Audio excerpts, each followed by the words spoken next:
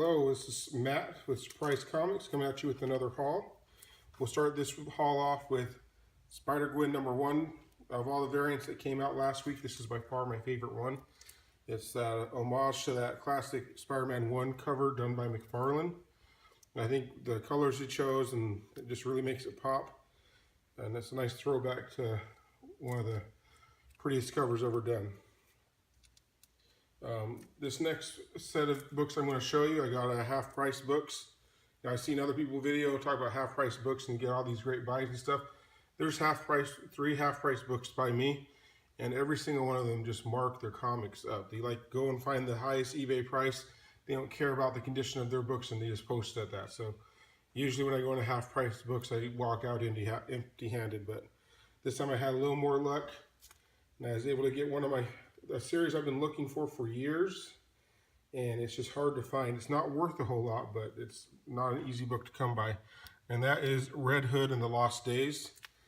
You know, it's just tells the story of Jason Todd between when he died and when he came back in the Hush storyline, and so we see what his plans were as far as his revenge, how he lost his mind and came back.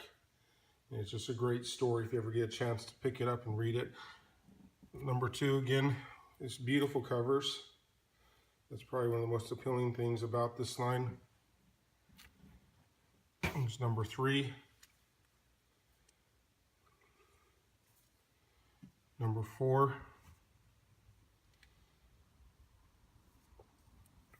#5. And #6. So those are the covers. It's a fun read. Yeah, like I said, Red Hood's one of my favorite characters. I've been looking for this series forever, and it just popped up. I paid $1.50 each, so it cost me $9 total for the whole thing. And I'm just glad to finally have it in my collection. This next set of books I bought in an eBay auction a couple weeks ago, and I paid $50 for all of them. The first couple books they just threw in for free. They weren't part of the auction.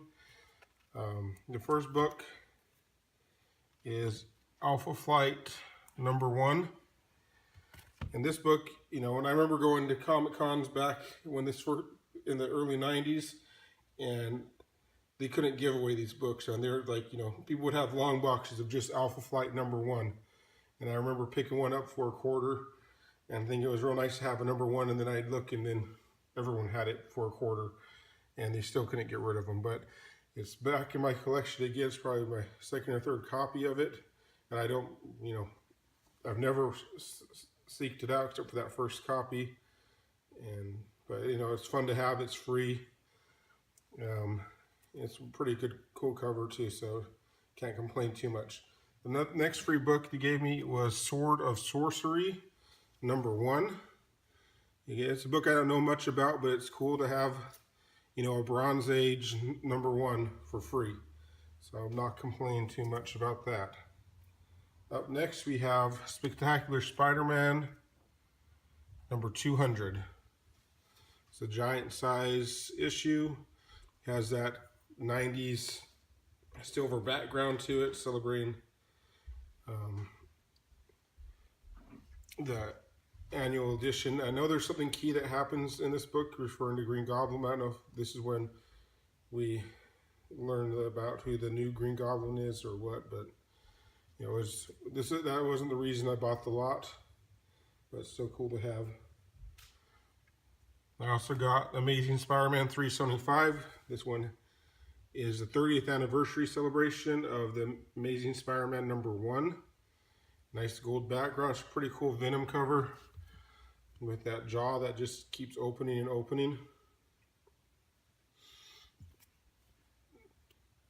Also got a Web of Spider-Man #1. I haven't had this comic before, so it's fun to get into my collection. You know, I've always loved that cover. The black costume, everything kind of just ties together. This one I got also I've never had before. It's the Peter Parker, the Spectacular Spider-Man #1. I was a little, I saw this in the pictures before I ordered it, but this has to be one of the worst alignments I've ever seen. That looks like it costs 0 cents because it covers, and it's not even a roll. You can see on the side the papers are all straight. It's just a miswrap. So it is what it is, but it's a nice comic to have. Up next we have Marvel Team Up issue 141, which is one of the first appearances of the black costume, or it's tied for the first appearance of the black costume, and that's what's significant about that one. And then to go with that one, I also have the Amazing Spider-Man 252, which is the other one that ties for the first appearance of the black costume. So here we get a chance to see it in the Amazing Spider-Man continuity. And so I got all those books for about $50, so I think it's a pretty good deal. Maybe not a spectacular deal, but it's a pretty nice pickup for me. Next book I'm going to show you is Justice League of America, annual number 2. And the significance about this book is this is the first appearance of Vibe, right here, also known as Cisco. If you watch the Flash series on CW, this is his first appearance. This season he's starting to use his powers, or learn about his powers a little bit more, and maybe someday soon we'll see him in a red scarf and yellow parachute pants running around. But I have a feeling that's not the costume they're going to go with. These next 2 books I got at my local comic book store. And I love my local comic book store. They have some of the greatest deals on new books, but when it comes to back issues, they're just not quite there. If it's a good issue, they upcharge it pretty hard, so it's hard to get a good deal. But earlier this summer I went by, and these are comics aren't ones I got this week. I got them early this summer. They had a section of Bronze Age comics for $5 each. So I was flipping through them, and I was just kind of shocked to see what was in there. It's not like these aren't like, spectacular books, but for $5, and especially at that store, it's pretty nice stuff. So I got Luke Cage, Power Man number 24. This is the first appearance of Black Goliath. These old Luke Cage books just crack me up. I'll go ahead and on the cover it says, Luke Cage is punching Black Goliath. He's like, "Let go of my girl, big man, or I'll kill you." And then the girl's replying, "Luke, no, you can't fight him. He's my husband." And like every Luke Cage has like this, so blaxploitatious, and it's just over the top with the dialogue. The other issue I got of Power Man is Power Man number 48, which is the first meeting between Power Man and Iron Fist. And so I was really, I was looking through there, and I saw the Black Goliath book, and I was shocked to see that. And I going further down the thing, I'm like, had a lot of the books in the early 40s. And I'm like, oh, they won't have number 48 or 50. And then to my amazement, they had number 48 there for $5. So I had to snap that up. And this one's, we've got some great Luke Cage dialogue on here too. It's like, "You got some bad moves, ballet britches, but kung fu kicks and flaming fists won't stop me from bringing a building down on your head."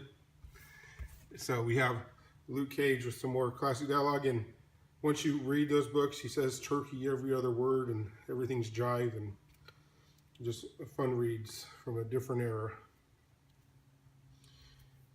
The next book we have is Harley Quinn number 1. This book came out back in 2000. This is her first issue of her first solo series. And we see the Harley Quinn that more resembles the Harley Quinn from the animated series. Though she's drawn in that costume, but not in that style. It's always interesting to see how they portray Harley Quinn, because whenever I think of Harley Quinn, I don't think of the new Harley Quinn or the Arkham Harley Quinn. I still come back to that animated series Harley Quinn, and just the way they've tended to sexualize her over the years more and more. It's just interesting to you know, see the evolution of a character that was intended for kids that definitely isn't anymore. And the final issue I'm going to share with you this week is The Walking Dead number 92. It's one I picked up recently at my local comic book store. It's a different one than the one I told you about earlier, and it's been sitting there all summer long. I kept looking at it. They wanted $50 for it, I just couldn't pull the trigger on it. It was still there every week, so obviously no one else is pulling the trigger on it. And so, it's one I wanted for one I've been wanting for a while. And, out came a picture of Paul Monroe, also known as Jesus, from the Walking Dead series. And so I went and checked eBay to see what had happened because of that little picture that came out from the set of The Walking Dead. And everything on eBay was like up $30, $40. It was going for $90, $100, $80. Just way more than what they were going for 2 days before. So I decided I better go back, hopefully. And luckily it was still there, so I picked this one up for a little more than I wanted to spend on it, but a little less than what it's going for now. So I think I made out okay on it. That's my video. I hope you enjoyed it. Leave comments below if you have any questions or give me any feedback on how I'm doing. I hope you enjoy my other videos. I have a previous video that I made that highlights the key issues in Jessica Jones's past. So if you're getting excited about that, showing you to pick up some of the books, that'd be a great video to watch to learn about the books you might want to see. But other than that, I hope everyone has a good time, enjoys their comics, and I'll see you guys next time.